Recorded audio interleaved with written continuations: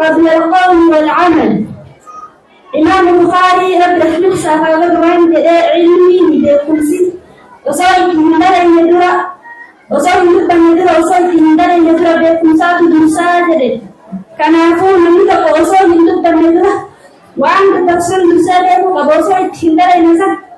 وصايك من دار يدرا ما كذا بدين دوساجد وقام. وعن معاوية بن أبي سفيان رضي الله عنه قال قال رسول الله صلى الله عليه وسلم من يرد الله به خيرا يفقهه بالدين. ارجم ربي صلى الله عليه وسلم كنده لما ربي خيري سانكده دين كان تزت بنتي سافنا كاني سافنا إسابنا بسال ارجم ربي صلى الله عليه وسلم كان يرجو محمد الله نبعيني بركة جدك ويا بركة